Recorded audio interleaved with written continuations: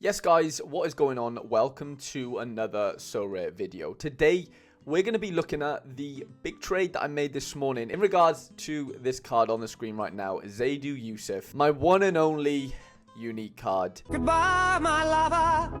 It has finally left the gallery, lads. We're going to talk through the trade. We're going to see how it impacts my gallery going forward under the new rules, that come in March time and then, of course, in August as well. And without further ado, let's just get straight into things. So, this morning, I traded my Zaidu Yusuf card away to, as you can see on screen, it says right here, under contract with Team Bambi. No longer a Harry Trades card. And yeah, it's a sad day in some ways because, yeah, this is, well, it was the first unique card I bought on the platform going back, when was it? I think it was October 4th. I paid just under £1,700 for him.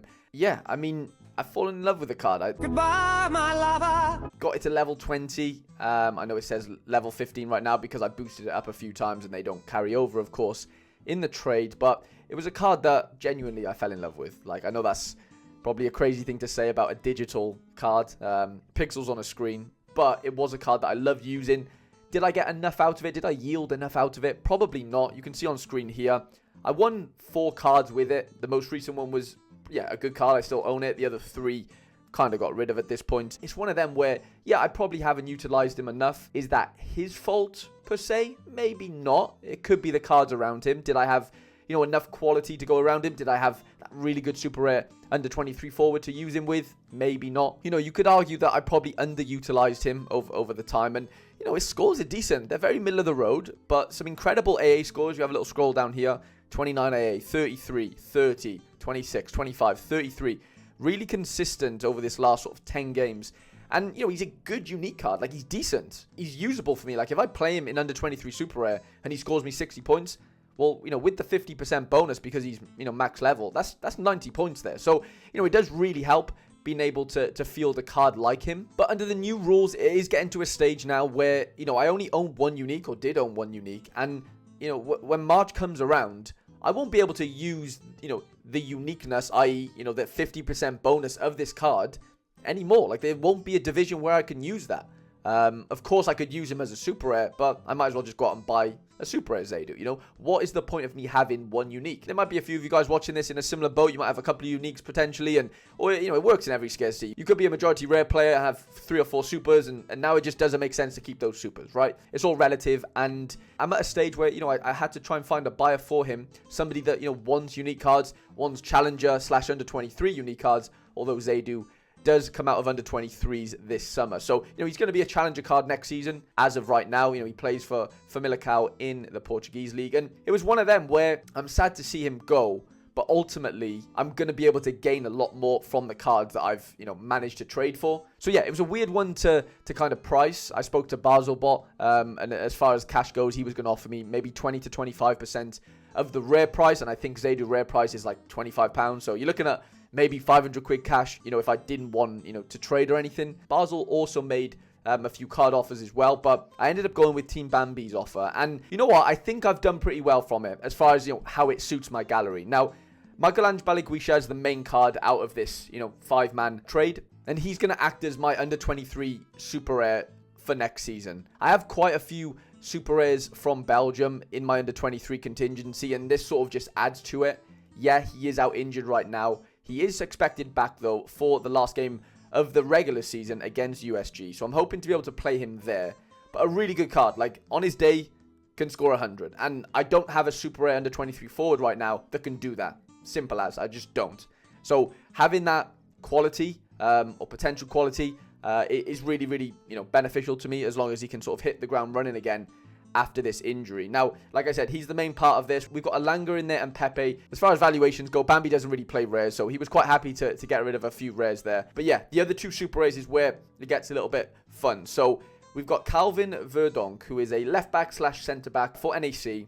And yeah, he's been scoring really well. Well, he is a decent scorer. Like, I look at those scores and go, you know what? You are a very usable, well, will be challenger card. He's not under 23.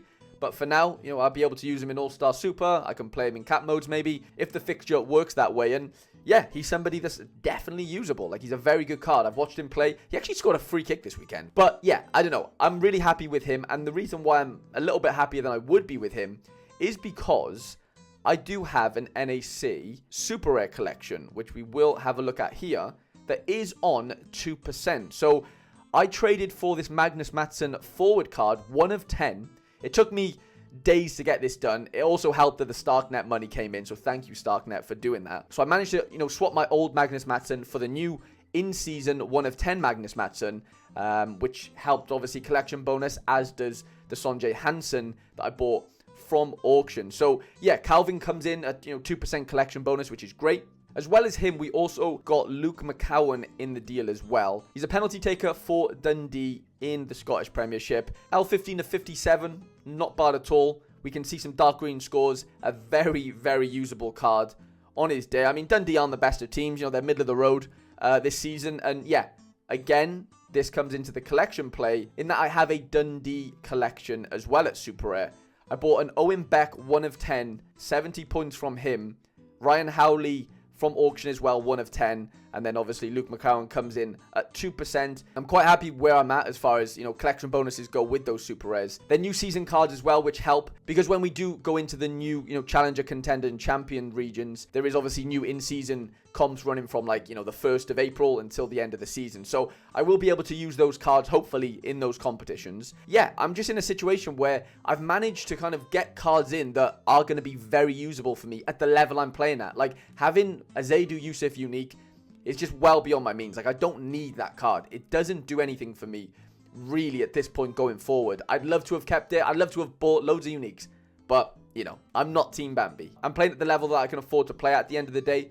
And, bringing in those 3 super rares that I have done will hopefully allow me to compete until the end of the season, specifically in the in-season comps at super rare level, and then obviously beyond this season, in the classic comp. So I'm in a situation where I couldn't really turn an offer like this down. And if we have a little look at my contender super rares right now, I mean, I don't have that much depth at all. I have 1 starting goalkeeper. Let's just hope Leszczyk starts this weekend for Dynamo Moscow. I've got a few J-League boys in there. I've got Baron in there. Slattery's injured, to be fair. Ramos Mingo's doing really well, but he's under 23. Same for Sebastian Gonzalez coming back for LDU Quinto in the Ecuadorian League. But the main guys are basically Gabriel Stravetsa. We've got Owen Beck in there. We've got Serrano that we won with Zaidu unique a couple of weeks ago in under 23 super rare. And now we have the Luke McCrowan. So we have quite a few in-season cards. We only need 3 to play the in-season comp to complement, Leszczyk and somebody else, to where, I have a contender super rare team, probably for the end of the season. Now, is that going to yield me much? Like, am I in a position where I have incredible cards? No. But could they pop off on the given game week?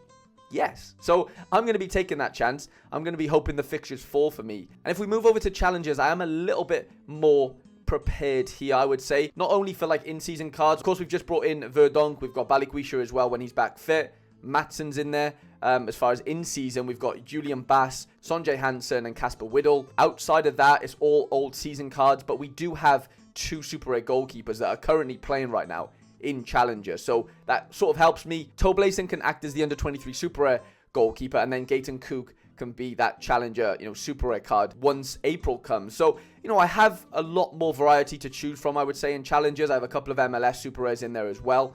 A lot of them, of course, are under 23, so I have to sort of pick and choose, where to play my players. But I do have a decent variety. There's no point going over Champion because I literally have hardly anything going on here. As far as super rares go, as you can see, I have a couple of super rare forwards, a couple of defenders, and that's literally it. I don't even have a super rare mid in there. And yeah, don't even have a goalie. So I'm in a situation where I'm not prepared to be playing Champ Europe super rare going forward, from April onwards. I just don't have the cards to do that. Of course, these cards could technically drop down and play in the rare, which is fine. But again, I am going to have to see, what I can do with these cards as far as moving them on potentially. Because, yeah, in super rare form, I won't be able to use them. Specifically, like Giovanni Simeone. He's not playing anyway. But let's say he does go out and get a move. I wouldn't even be able to play him anywhere because I can't play him in under 23. Of course, I could drop him down to Champ Rare, but I have better forwards than him at Champ Rare. So, at the rare level. So it doesn't make sense to really play him So I'm hoping like he gets a move somewhere at some point and maybe something comes of that. And so yeah, I do feel better prepared for this March update going forward. Am I fully prepared? Definitely not. To be honest, I don't think anyone's gonna be at the end of the day. But I do think getting rid of this Zaydu was a bit of a weight off my shoulders. It's allowed me to strengthen in areas that I needed strengthening immediately. And yeah, I'm really happy with how it's turned out. Let me know in the comment section if I got my pants pulled down by Bambi or did I get a good trade. Let me know in the comment section. I'm always interested to hear your thoughts. If you enjoyed the video, please do leave it a like. And if you are new around here, lads, please do subscribe to the channel. And I shall see you guys in the next one.